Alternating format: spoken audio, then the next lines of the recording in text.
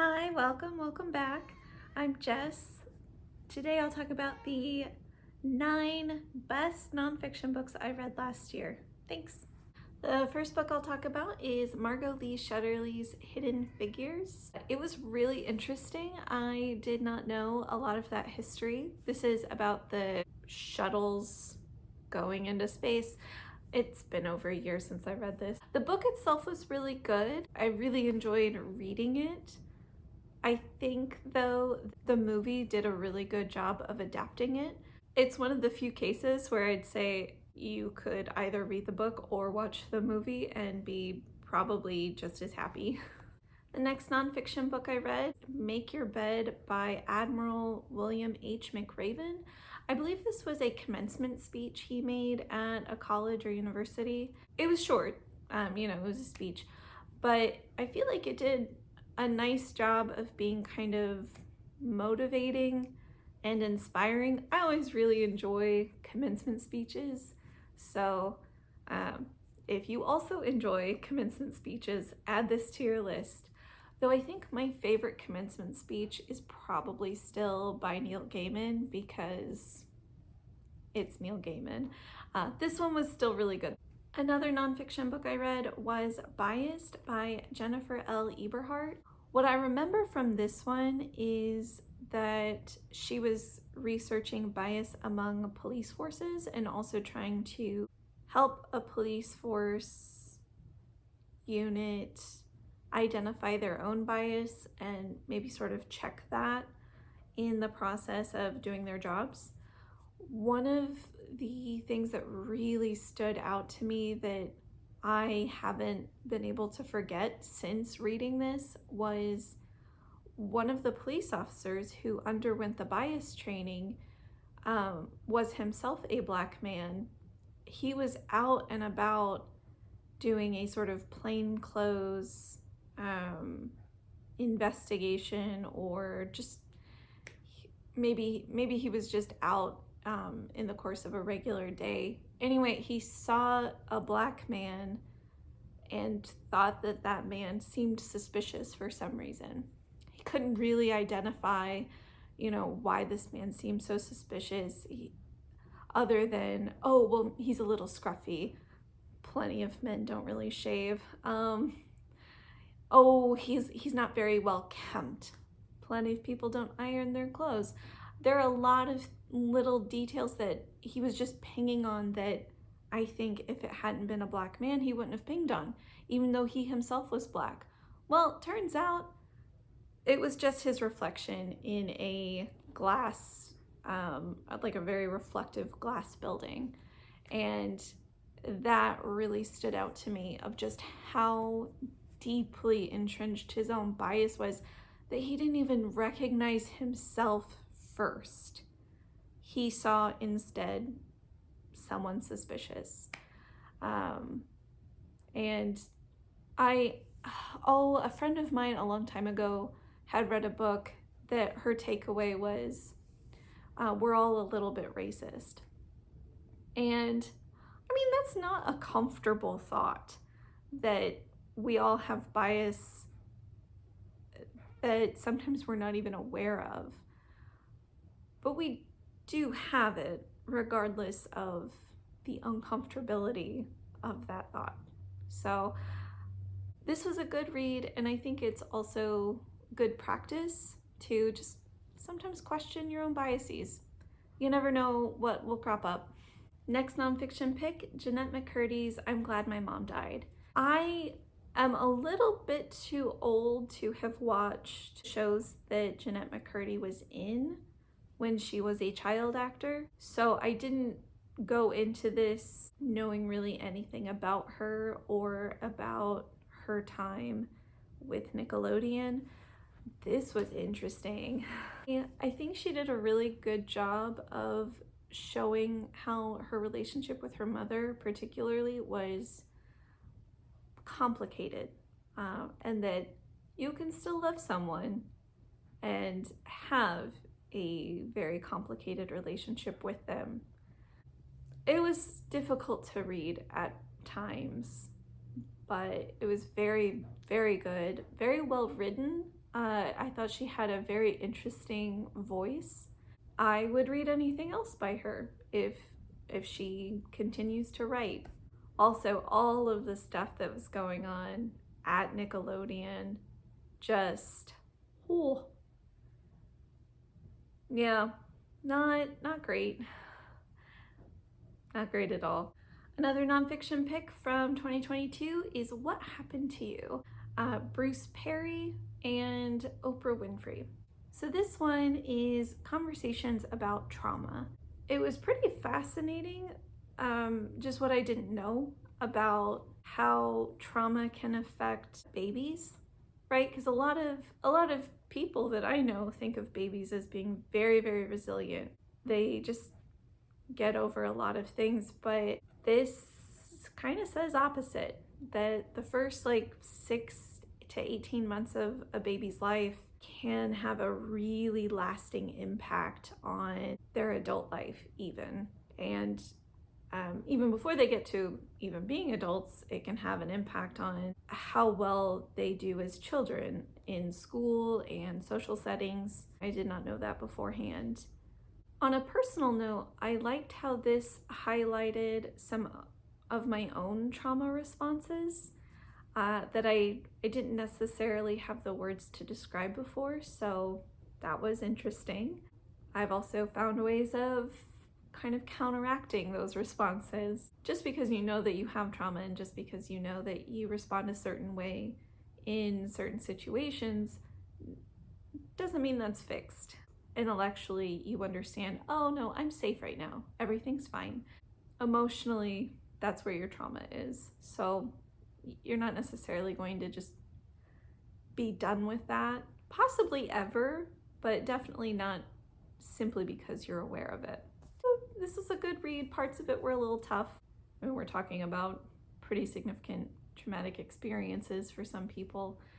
If you don't mind reading something that can be emotionally hard, I would say this is definitely worth a read. I found it enlightening, and I think it also helped me practice greater compassion. So for a less heavy read, I recommend Bill Bryson's A Short History of Nearly Everything. This was a ton of fun. I laughed at several parts during this. That may have been in how I consumed it. I listened to this as an audiobook. The audiobook was narrated by Richard Mathews. Sometimes have to speed up audiobooks. Anyway, listening to someone speak faster for me usually translates to I interpret it as comedy. I interpret whatever I'm hearing as a little bit comedic.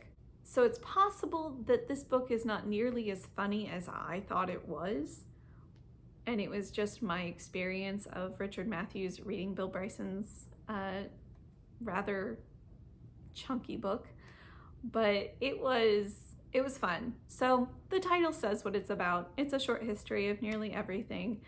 And it kind of just goes through these almost bullet points of how, oh, we thought this, and then scientists thought this, and then they realized they were wrong.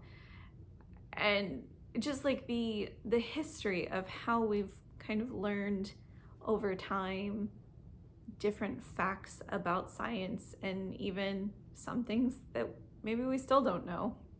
This was fun. I do recommend it.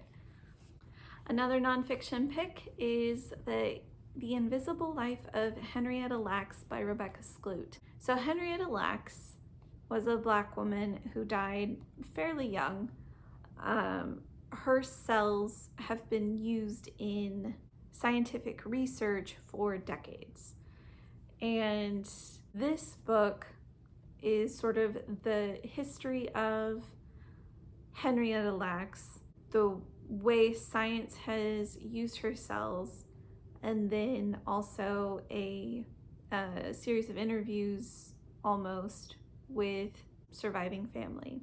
I really enjoyed how Rebecca Skloot interwove everything together. This was definitely more interesting to read than most nonfiction that I read. Some of it can be so dry. This was definitely not dry. This was engaging and I thought compelling. I really liked getting to know the different people that Rebecca Skloot was getting to know. I really enjoyed learning the history of the HeLa cells and Henrietta Lacks herself, and I do highly recommend this. I think this was a very good example of nonfiction, but also a really interesting story as a whole. This next title, I might mispronounce her name, but this is by Chanda Prescod-Weinstein, and it's called The Disordered Cosmos. So this woman, Chanda, is a woman in STEM. She was interested in either particle physics or theoretical physics. Anyway, super brilliant woman, far and away more intelligent than most people I've met. And also, she seems through her book to be a very compassionate person, which the struggles that she's faced just as a woman in STEM, even now, I hear a lot of people talk about how, oh, gender equality, that's a thing of the past, we're already equal. But then I hear all these stories, these contemporary stories about women who are treated very poorly professionally, and it's simply because of their gender. Although Chanda Prescod-Weinstein has the double whammy of being Black and female, so that's awesome. Anyway, she's amazing. Brilliant woman. It talks about her struggles through STEM, the crap that she goes through and how she brings it to light, like how she talks about it. I think she also has a lot of hope for the future of women in STEM, and I want to have that hope too. Okay, so the last two books I talked about were absolutely amazing and I loved them. But this is probably my favorite, and it is What If by Randall Munroe. Randall Munroe is behind the webcomic xkcd, which is my favorite webcomic, certainly. What If is just a series of what if questions. What if this happens? What if that happens? And Randall Munroe takes his approach of, researching. All right, what would happen? And some of these questions are completely ridiculous. In fact, let's find out. I mean, it's so much fun. Okay, here is a short one. So what would happen if you set off a nuclear bomb in the eye of a hurricane? Would the storm cell be immediately vaporized? This question gets submitted a lot. It turns out the National Oceanic and Atmospheric Administration, the agency that runs the National Hurricane Center, gets it a lot too. In fact, they're asked about it so often that they've published a response. I recommend you read the whole thing, but I think the last sentence of the first paragraph says it all. Needless to say, this is not a good idea. It makes me happy that an arm of the US government has, in some official capacity, issued an opinion on the subject of firing nuclear missiles at hurricanes. Indeed. Indeed they have. Such a fun book. One of the reasons why this ultimately was my favorite read of 2022 is that this kept firing off in my brain all these questions and responses, just even within myself of, oh, how curious is this? How curious is that? I think curiosity is something that I prize within myself and others. And this book is nothing if not curiosity. So yeah, this was my favorite book of 2022. Just let me find another one. Let me just find another little snippet so you understand, if you do not already, just how wonderful this is. Also, the xkcd comic, the illustrations are, I love his art style. All right, I'm trying to find a small one. Oh, all right, I'm gonna show you this little illustration here. I love that illustration. It's actually from a specific xkcd comic. It looks like it's called 162, and that one is one of my all-time favorites. If you want to check it out, it's http://xkcd.com/162.